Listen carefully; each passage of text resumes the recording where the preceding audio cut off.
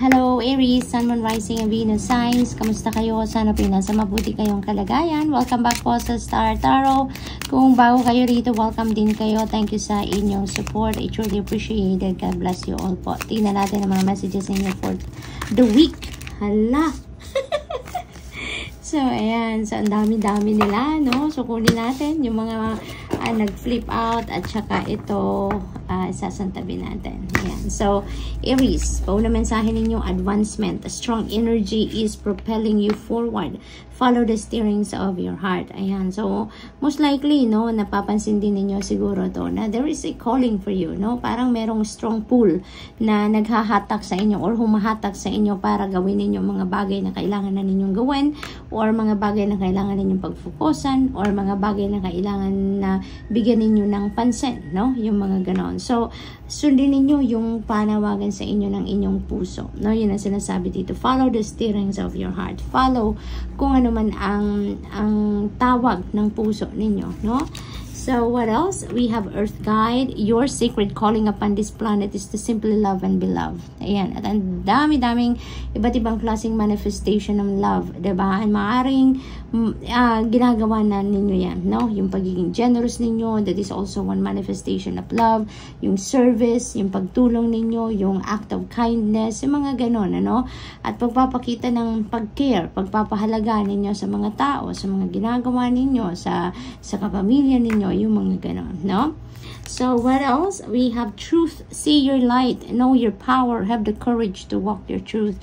Ayan, napakaganda nito. Mahalagang reminder ito para sa inyo na it's about time na para you step into your power. You step into your light. Buhayin nyo na or bigyan nyo na ng pagkakataon ng sarili ninyong liwanag, yung radiance ninyo na paliwanagin ang buo ninyong, yung buhay ninyo at saka gamitin ninyo yung sarili ninyong liwanag, no? Para makatulong sa ibang tao, no? So, have the courage to walk your truth. May mga talents, skill, gifts kayo dito na siguro hindi pa ninyo, alam mo yun, yung hindi ninyo siguro na-accept pa or hindi pa ninyo na-embrace talaga fully, yung mga ganon. And now you are being invited to have the courage to walk your truth. It's about time na, no? Para anuhin nyo na, ilabas nyo na kung ano man yung mga hidden talents ninyo, hidden skills ninyo, yung mga gifts ninyo, no? It's about time na to live and walk your truth. So, we also have Goddess of Dreams. Ayan. So, this is about intuition, vision, receptivity. Maaring marami kayong messages, no, na natatanggap through your dreams or intuitive messages, yung mga ganon sa ngayon. And that is, yun ang sinasabi din ni advancement energy. Diba? Yung mensahe na yan para sa inyo. Yun yung strong energy, no, na nagpo-propel you towards something, no, na kailangan na ninyong pagtuunan ng pansin, no. So, maybe even in your dreams, no, pinapadalhan kayo ng mga mensahe ng Divine Universe and the rest of your spirit team to guide you, to push you, no, para doon sa mga bagay na kailangan na ninyong pagpukusan ngayon, pagbigyan ng attention, no. So, use your intuition, no, lagi kayong mag-tune in sa iyong intuition dahil nandyan, no, yung gabay sa inyo, sa panaginip ninyo, nandyan yung gabay sa inyo, okay? So, what else? We have Archangel Raguel, Justice, no? Justice will be served sa inyo dito, Aries. Maaaring may mga pinaglalaban talaga kayo sa korte, no? Maaaring may ganon sitwasyon. Maaaring ang iba sa inyo dito ay merong mga case sa korte na isinampa, maaring gano'n, maaring may mga pinaglalaban kayong karapatan, no? Maaring ang iba sa inyo dito mayroong pinaglalaban child custody, no? Maaring dispute sa lupain, mga karapatan sa trabaho, annulment, siguro divorce, mga ganon, ano? And justice will be served. Kung ano ang para sa inyo, yun ang makukuha ninyo. Kung ano ang deserve ninyo, that will be served sa iyo, Aries, no? For others of you, there will be harmony dito. If you are looking for harmony, harmony will be served sa iyo, no? Solution sa mga problema, no? Solution sa mga sigalot, sa mga sitwasyong hindi na pagkakaintindihan, maaring ngayon magkakaroon na yan ng solusyon. Maaring ngayon magkakaintindihan na. Maaring ngayon you will come up with a peaceful resolution. Maaring ganun din ang ganap, no? Definitely, order will be back in your life. Yun ang nakikita ko dito. There will be balance, no? And there will be order. We have up from the depths. Napakaganda. You are releasing difficulty ngayon sa buhay ninyo. So talaga, no? Yun, maaring ito yung justice, no? Na will be served to you, Aries. Masusolusyonan nyo na ang inyong problema. Kung ano man ang mga pinaglalaban ninyo. Dito maaring ang solusyon or ang desisyon ay pabor sa inyo. Maaring ganon. Dito sa sitwasyon na to, you're going to rise above your situation. Kaya most likely, no, yung kung ano man ang pinaglalaban ninyo dito, ano man ang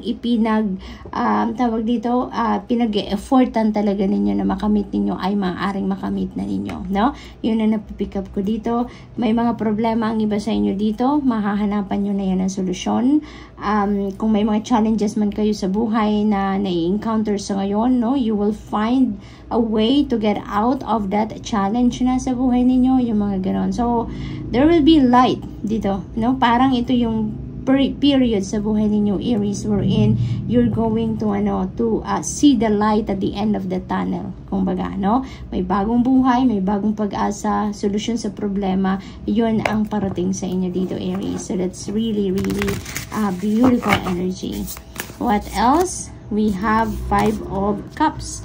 Ayan. So, maaring ito yung ninyo. Ito yung isa sa mga pinagdadaanan ng iba sa inyo dito, no? Maaring ito yung difficulty sa buhay na pinagdadaanan ninyo, no? And we have, na dito? We have releasing difficulty. Kaya kung ano man itong nag-cause sa inyo ng sorrow, nag-cause sa inyo ng sadness, yung mga ganon. Kung meron mang alam mo yan, yung mga nawala sa inyo, maaring may ganon ganap. You know what? Malilinawan ang inyong kaisipan, mahahanapan nyo ng solusyon, at magkakaroon kayo dito ng enlightenment. No? Na not everything is lost, no? Nakikita ninyo dito, meron pa kayong hawak, no? At meron pang laman, 'di ba?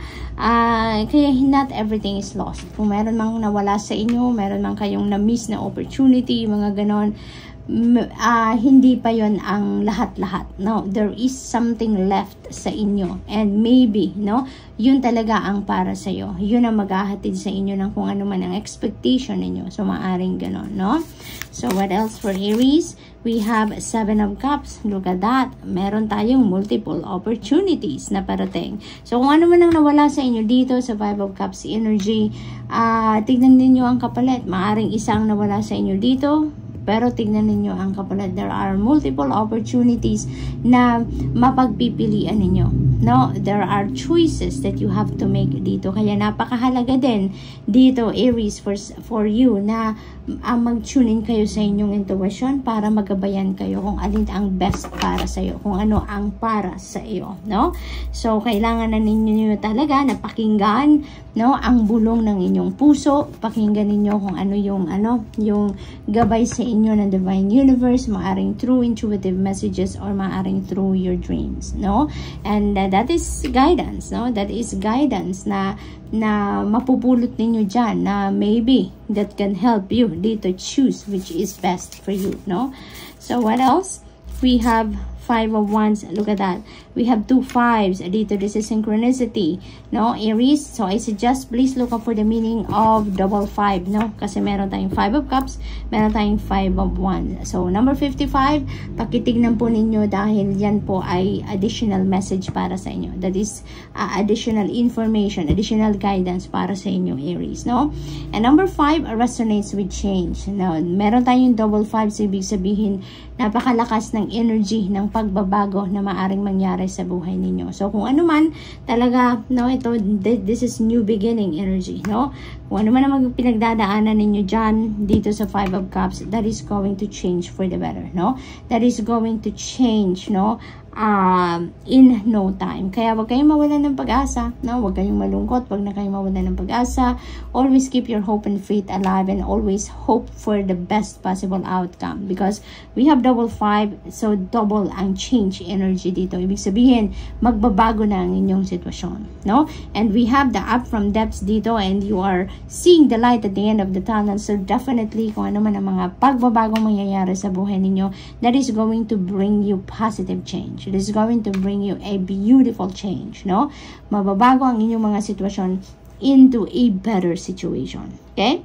So, dito naman sa 5 of Wands, maaaring meron ditong sitwasyon wherein you need to be defensive, no?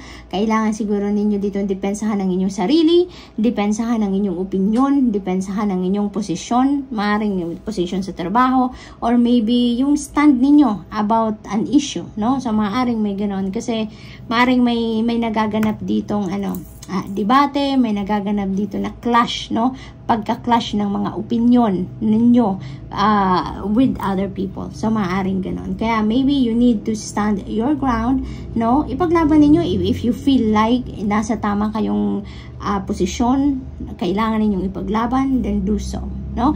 Use your own judgment and discernment on that situation, nang sa gayon din, mapanindigan ninyo kung ano ang kailangan panindigan. Okay? So, good luck, Aries, and that's all I have for you for today. Thank you for watching. Love and light. Namaste.